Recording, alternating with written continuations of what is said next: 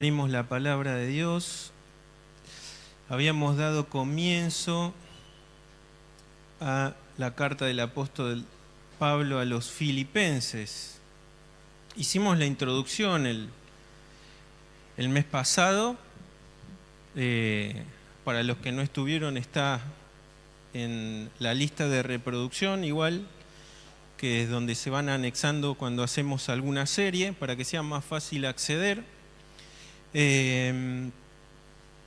Dijimos que desde la fundación de la iglesia hasta la escritura de esta carta, ¿cuántos años habían pasado más o menos? ¿Se acuerdan?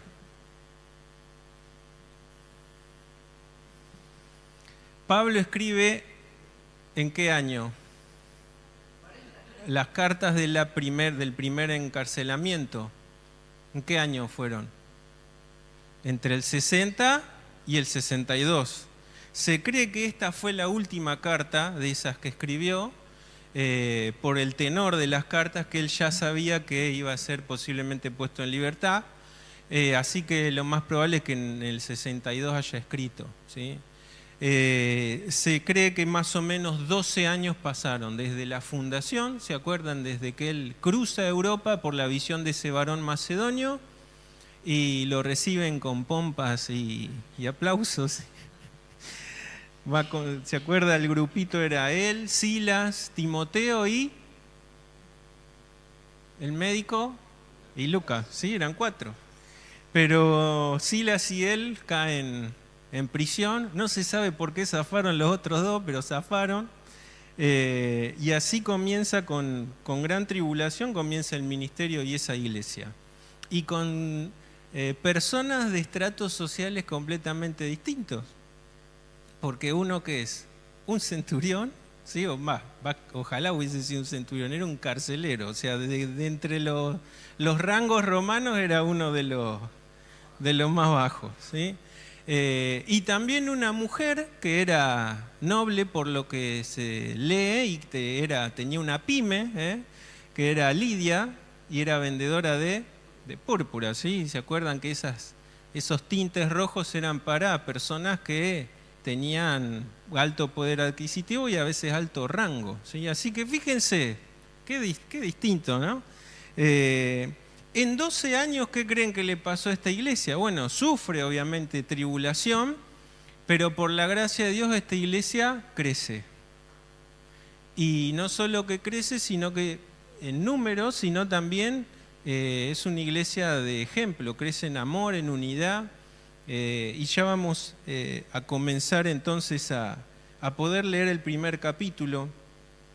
Sí quiero que entendamos que a veces es difícil entender cómo de una situación tan difícil como es estar preso, sobre todo no porque Pablo hubiese hecho cosas malas, ¿no? Porque en algún momento dice que si sufrís por robar o por hacer cosas malas, y cométela, pero si sufrís por el Evangelio, eso glorifica a Dios, ¿no? Pero nadie que está acá puede decirme que un lugar de prisión es algo bueno, ¿no? Si bien ese primer encarcelamiento que Pablo tuvo tenía más libertades, quizá no tenía un balcón para salir a saludar, pero entraba gente, y podía predicarle, lo asistían también otros hermanos, se convierte un esclavo, ¿se acuerdan también? Que después él devuelve, y ahí sale el escrito a Filemón, ¿se acuerdan? Así que accedían personas, e incluso los mismos soldados que los custodiaban no zafaba a nadie, les predicaba a todos, ¿sí? Ya su segundo encarcelamiento sabemos que fue más duro, ¿sí? Claro, ya había pasado el 64 después de Cristo, que es donde comienza, ¿qué cosa? La primer gran persecución por el Imperio Romano. ¿A manos de qué emperador? De Nerón, ¿sí? Y ya en su segundo encarcelamiento sabemos por la historia extrabíblica que él muere, aproximadamente se cree que en el 67, por ahí, Pablo muere decapitado. Muere decapitado por ser ciudadano romano. Era una de las muertes más dignas, porque otros, si no era ciudadano romano, sabemos que o iba directamente a ser comido por fieras o a la arena del circo. No estaba todavía construido el circo, pero sí a esos lugares donde donde eran expuestos los cristianos, o era torturado o era crucificado, porque también eso eran los métodos, ¿sí? Así que en este tiempo él está preso, pero con algunos beneficios, ¿eh? Y a pesar de seguramente las condiciones, igual que a él lo afectaban, porque Pablo era de pies inquietos, el Evangelio lo llevó a él a muchos lugares. Dijimos y repetimos que la palabra de Dios nunca está presa. Y las 4 cartas que él escribe desde la prisión, decimos qué bueno que estuvo preso, porque cada vez que las leemos inundan nuestros corazones de alegría, de gozo, de gratitud y también de compromiso, ¿eh? Por eso, ¿qué sería de nuestro Nuevo Testamento sin las prisiones de Pablo y sin los sufrimientos de estos hombres que lo hicieron todo por Cristo?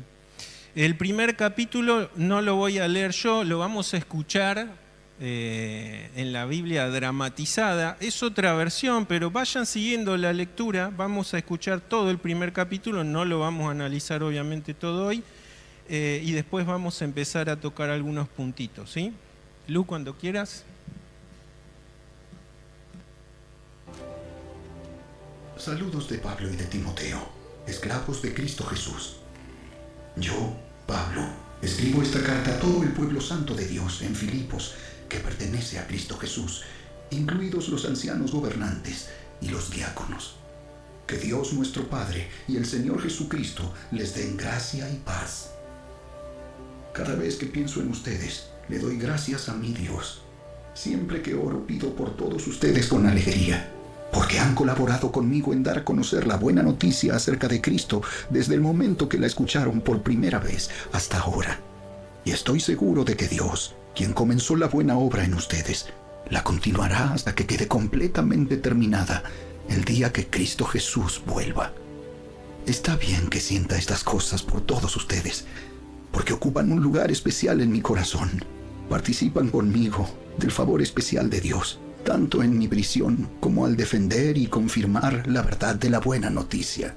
Dios sabe cuánto los amo y los extraño con la tierna compasión de Cristo Jesús. Le pido a Dios que el amor de ustedes desborde cada vez más y que sigan creciendo en conocimiento y entendimiento. Quiero que entiendan lo que realmente importa, a fin de que lleven una vida pura e intachable hasta el día que Cristo vuelva. Que estén siempre llenos del fruto de la salvación, es decir, el carácter justo que Jesucristo produce en su vida, porque esto traerá mucha gloria y alabanza a Dios. Además, mis amados hermanos, quiero que sepan que todo lo que me ha sucedido en este lugar ha servido para difundir la buena noticia, pues cada persona de aquí, incluida toda la guardia del palacio, sabe que estoy encadenado por causa de Cristo. Y dado que estoy preso, la mayoría de los creyentes de este lugar ha aumentado su confianza y anuncia con valentía el mensaje de Dios sin temor. Es cierto que algunos predican acerca de Cristo por celos y rivalidad, pero otros lo hacen con intenciones puras. Estos últimos predican porque me aman, pues saben que fui designado para defender la buena noticia. Los otros no tienen intenciones puras cuando predican de Cristo. Lo hacen con ambición egoísta, no con sinceridad, sino con el propósito de que las cadenas me resulten más dolorosas. Pero eso no importa, sean falsas o genuinas sus intenciones. El mensaje acerca de Cristo se predica de todas maneras, de modo que me gozo y seguiré gozándome, porque sé que la oración de ustedes y la ayuda del Espíritu de Jesucristo darán como resultado mi libertad. Tengo la plena seguridad y la esperanza de que jamás seré avergonzado, sino que seguiré actuando con valor por Cristo, como lo he hecho en el pasado. Y confío en que mi vida dará honor a Cristo, sea que yo viva o muera. Pues para mí, vivir significa vivir para Cristo y morir es aún mejor. Pero si vivo, puedo realizar más labor fructífera para Cristo. Así que realmente no sé qué es mejor. Estoy dividido entre dos deseos. Quisiera partir y estar con Cristo, lo cual sería mucho mejor para mí. Pero por el bien de ustedes, es mejor que siga viviendo. Consciente de esto, estoy convencido de que seguiré con vida para continuar ayudándolos a todos ustedes a crecer y a experimentar la alegría de su fe. Y cuando vuelva, tendrán más razones todavía para sentirse orgullosos de Cristo Jesús, de lo que Él está haciendo por medio de mí. Sobre todo, deben vivir como ciudadanos del cielo, comportándose de un modo digno de la buena noticia acerca de Cristo. Entonces, sea que vuelva a verlos o solamente tenga noticias de ustedes, sabré que están firmes y unidos en un mismo espíritu y propósito, luchando juntos por la fe, es decir, la buena noticia. No se dejen intimidar por sus enemigos de ninguna manera. Eso les mostrará a ellos que serán destruidos, mientras que ustedes serán salvos, aún por Dios mismo.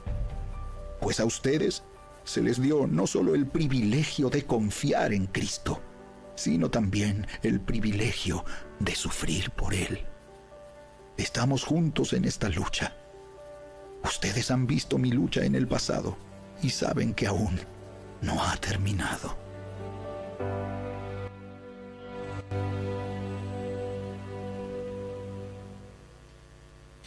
Bueno, escucharlo también en otra versión nos ayuda un poco más, ¿no?, a entender el sentido que a veces queda un poco atrapado en la versión 60, que es un español un poco ya antiguo para nuestros tiempos, ¿no? ¿Qué les parece de este primer capítulo? Cuando lo leyeron, pero cuando lo escucharon, ¿creen que Pablo está triste? ¿Qué les parece? A pesar de su condición y de haber, ojo, para el tiempo que escribe, llevaba 4 y pico años preso, porque él termina su tercer viaje, ¿se acuerdan? Va a Jerusalén, ahí lo capturan y está 2 años preso en Cesarea. Apela al César, ¿se acuerdan? Ahí viaja, en ese viaje que tuvo bastante, ¿no?, intrépido, y está 2 años más. O sea que entre el viaje y todo, capaz que estuvo 4 años y medio preso, ¿sí?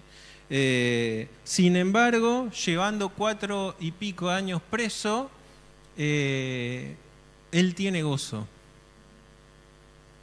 Y decíamos en la introducción que muchos narran que esta carta es la carta del gozo y no del gozo cuando todo va bien. Ese es fácil, ¿no? Es del gozo cuando hay circunstancias desfavorables. Yo dividí, o se puede dividir al menos este primer capítulo en cuatro títulos. El primero va del verso 1 al 11 y es una iglesia por la cual agradecer y orar. El segundo tema va del 12 al 18 y es el Evangelio no está preso. El título 3 es el vivir es Cristo, o se puede traducir la vida es Cristo. Ahí cuando leemos ese texto que parece ser el texto central de todo este capítulo, ¿no? Y el el tercero va del 19 al 26 y el cuarto punto va del 27 al 30 y es una vida digna del Evangelio, ¿sí? No vamos a ver obviamente todo esto hoy, pero sí, al menos voy a tratar de terminar la primera parte que tiene que ver con la iglesia por la cual agradecer y orar. Pablo tiene este distintivo en sus escritos que siempre recalca su condición hacia los hermanos, hacia la iglesia, y es una condición continua de oración. Y no es un apóstol pedigüeño, no utiliza las cartas para estar pidiendo favores.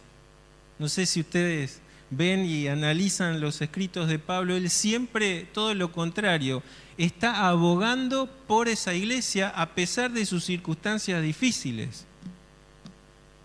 Esto es muy llamativo porque vemos sobre todo el Evangelio en estos tiempos donde pastores, predicadores y pseudoapóstoles están continuamente exprimiendo al pueblo, hasta dando un mensaje liviano porque saben que su ministerio se basa en el sueldo y el salario que tienen. Pablo es el ejemplo de un siervo que depende estrictamente de la provisión de Cristo, de la provisión de Dios, y que siempre es consciente de que todo lo que le pasa en su vida no se le escapa a Dios de ninguna forma. Por eso él es consciente de que todo lo que le pasa puede ser un motor para generar algo nuevo. Y cada circunstancia que él tiene, no lo ven quejándose a Pablo, lo ven sirviendo a Cristo en las distintas. Por eso él dice que aprendió a contentarse. Esto es algo de nuestro transitar. No es fácil contentarse, y más en estos tiempos, ¿no? Donde escuchamos quejas por todos lados. Y a veces se nos pegan las quejas a nosotros también, como hijos de Dios. Y nos olvidamos que en nosotros tiene que haber contentamiento. Primero porque fuimos escogidos por Dios. Veíamos y recordábamos el domingo nuestra identidad. Tiene que ser en nosotros ese un motor para ser agradecidos. De hecho, está explícito en la Biblia que la voluntad de Dios para sus hijos es que sean agradecidos, no personas quejosas. Y Pablo nos da el ejemplo de que a pesar de todas las circunstancias que él pasa, él tiene gozo en Cristo y es una persona agradecida. Encabeza esta carta con la introducción que es muy común en Pablo, dice Pablo y Timoteo, siervos de Jesucristo, la palabra griega es doulos y es esclavo realmente de Jesucristo. Ustedes dicen, ¿por qué lo incluye a Timoteo? Bueno, Timoteo, hablamos de él cuando tocamos la carta a Tesalonicenses, ¿se acuerdan? Primera y segunda, era su hijo espiritual, pero también su colaborador. En él depositaba mucha confianza y de hecho en un momento lo deja ministrando a la iglesia que era grandísima ahí en Éfeso, o sea que era un hermano fiel. Y como Timoteo fue parte de esa primera fundación de la iglesia en Filipo y lo está también ayudando ahora en su encarcelamiento en Roma, Pablo lo incluye. Tenía esta costumbre Pablo de incluir a sus colaboradores en las cartas. No era una persona mezquina para nada. Él hacía partícipe de su ministerio, incluso a muchas mujeres. Cuando ustedes leen Salutaciones, ven que Pablo es uno de los que más mujeres tenía como colaboradoras también del servicio. Así que vemos en él una persona que era dadivosa y que hacía partícipe siempre de la gracia y de los galardones de la fe a quienes estaban dispuestos a ayudarlo en la obra. Dice que esa carta va a quienes. Fíjense que acá vamos a ver el conjunto total de la iglesia, porque dice a todos los santos en Cristo Jesús que están en Filipos, ¿con quiénes? Con los obispos y los diáconos. Es interesante porque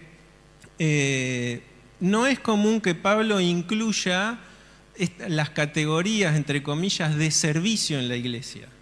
Pero sí es importante notar que nadie queda afuera.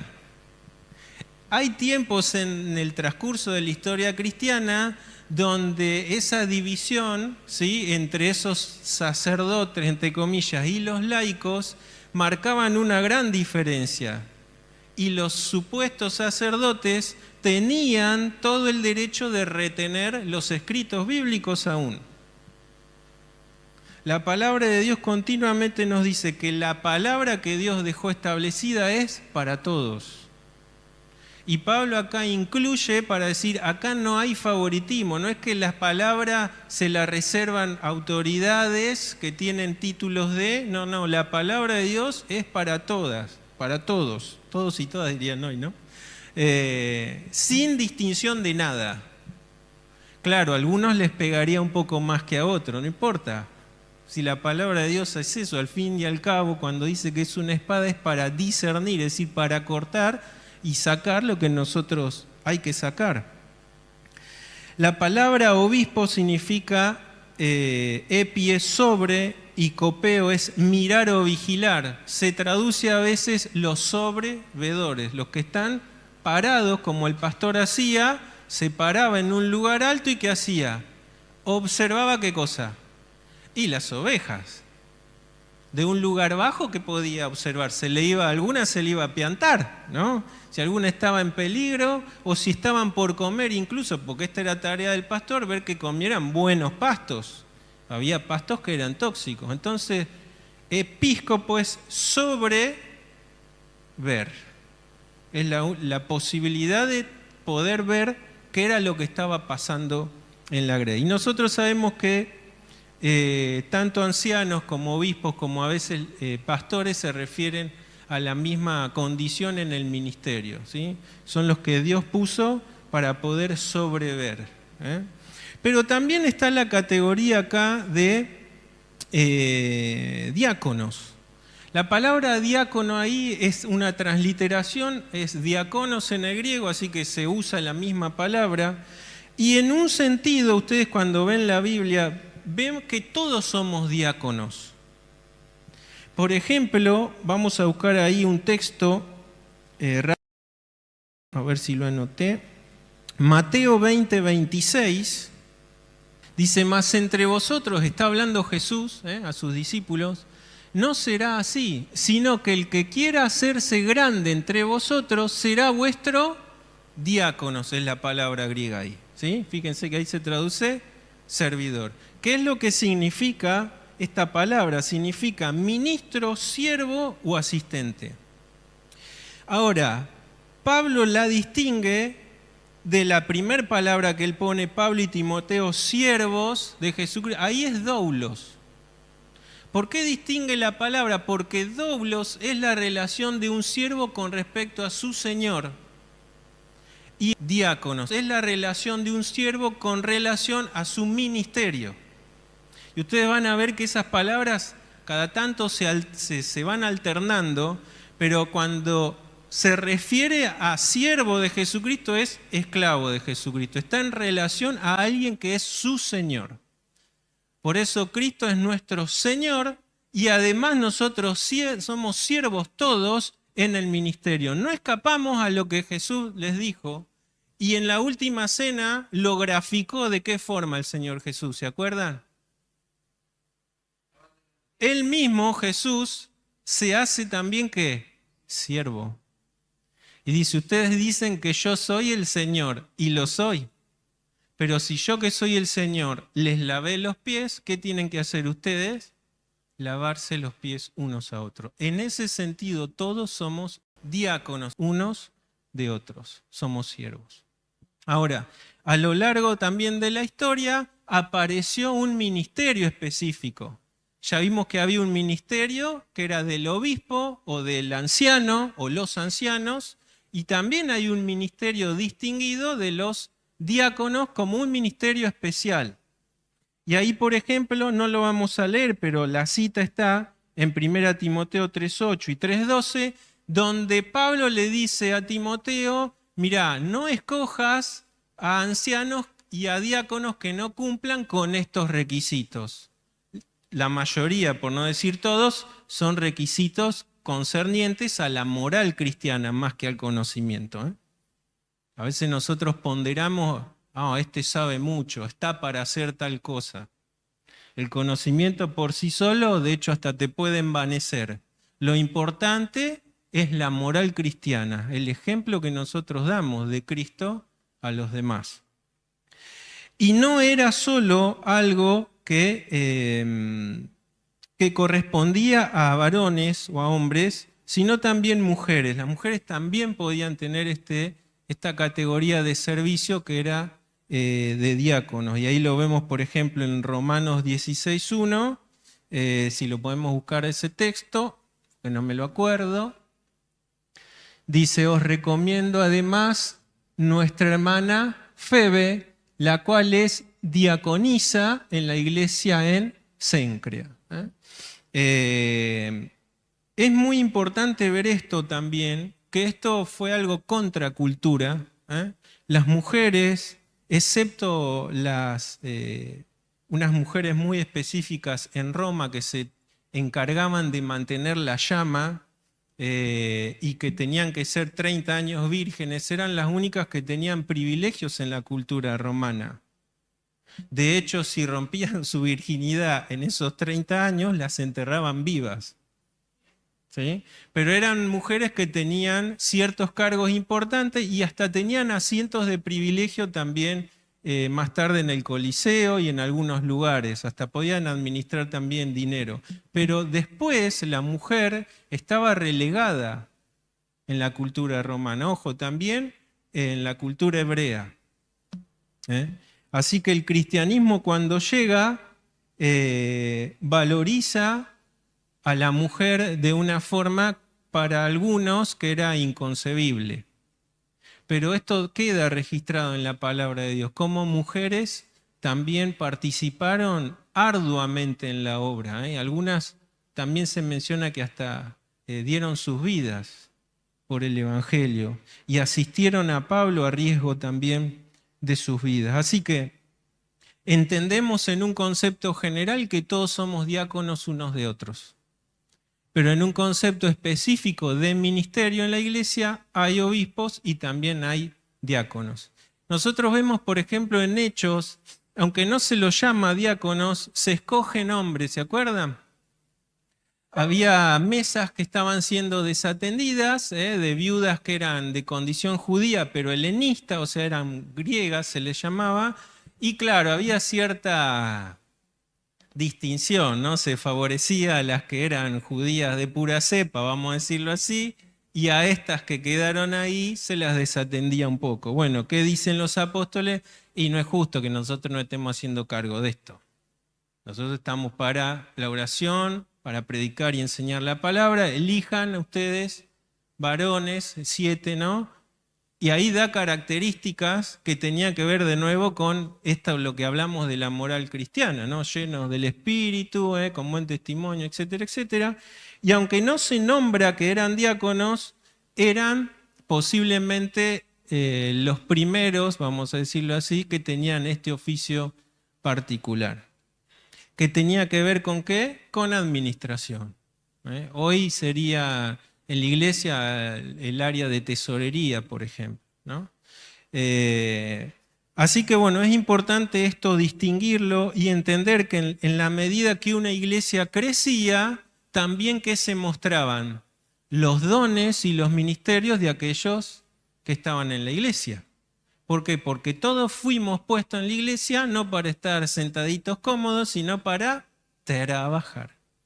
Y entonces es importante como en estos 12 años que empieza una iglesia tan pequeña como un carcelero y una mujer que era noble, pero en 12 años creció al punto de que ya tenía hermanos capacitados. Dice, ya voy terminando, verso 3, doy gracias a mi Dios siempre que me acuerdo de vosotros, siempre en todas mis oraciones, rogando ¿con qué? Con gozo por todos vosotros, por vuestra comunión en el Evangelio desde el primer día hasta ahora. Es interesante y ustedes pueden decir, bueno, sí, es normal que puedan tener comunión porque las iglesias que sufren persecución por lo general siempre están más unidas. Cuando la iglesia está liviana, empiezan a mirarse cosas que antes no se miraban, ¿no? Y empiezan a haber peleas, empiezan a haber resquemores. Pero esta iglesia crece y se fortalece porque se enfocan en lo principal. Se enfocan en la defensa y propagación del Evangelio. Y entonces una iglesia que tiene esa visión no puede estar peleándose. Se extinguiría muy fácil y rápidamente. Entonces en estos 12 años lo que nos muestra también esto que Pablo dice acá, que esa iglesia había crecido también y fortalecido los lazos de comunión. ¿En qué? Y bueno, en la prédica del Evangelio, pero en la vida del Evangelio sobre todo. Porque tampoco crean que salían a las plazas a predicar. La predicación principal era cómo cambiaban ellos sus vidas en comparación con todos los demás.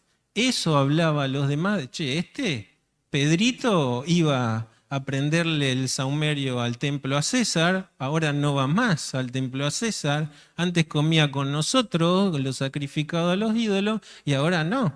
Y es más, se está juntando con gente, algunos son esclavos, porque eso es lo que hizo la iglesia, unió también estratos en los cuales ellos no tenían comunión.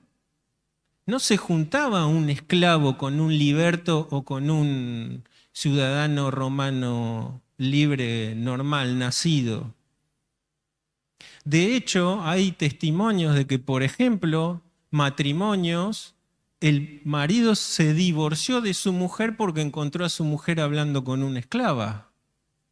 Se dice, fíjense hasta qué punto era esa distinción total en las clases sociales en Roma. La iglesia rompe con todo eso y muestra entonces un shock a la cultura. Y a veces me pregunto, ¿qué es la iglesia hoy en nuestros tiempos? Si adoptamos todo lo que el mundo toma como modas, también las tenemos nosotros. Si las formas del mundo también las tenemos nosotros, con la excusa de que, bueno, es un llamador para que entren y después les predicamos el Evangelio. Eso nunca se dio en la iglesia floreciente del primer siglo, todo lo contrario. Sus vidas mostraban algo totalmente diferente de lo que el mundo era. Y justamente eso generaba sin duda conflictos, pero también llamaba a los demás a ver qué está pasando con estas personas, por qué el cambio tan radical. Y era la oportunidad de mostrar que Cristo puede transformar al más vil pecador, como dice la canción. Y la iglesia entonces podía haber crecido únicamente unida en comunión de esa forma, dejándose llenar por el Espíritu y enfocándose en lo principal, no en tonterías. Es triste que a lo largo de la historia del cristianismo haya habido tantas divisiones, sobre todo en los evangélicos, ¿no? ¿Y eso por qué es? Y bueno, porque prestamos atención a cosas que incluso el enemigo nos ponía en el medio para distraernos de lo principal. Esta carta vamos a ver a lo largo de, sobre todo el primer capítulo, qué significa vivir para Cristo. Y vamos a poder ver quizás, como lo vi yo, que hay cosas en mi vida que no significan vivir para Cristo. O es vivir para mí, o es vivir bajo los estándares que el mundo me pone. Que el Señor bendiga esta palabra y vamos a seguir analizando para que el Señor transforme cada uno de nuestros corazones.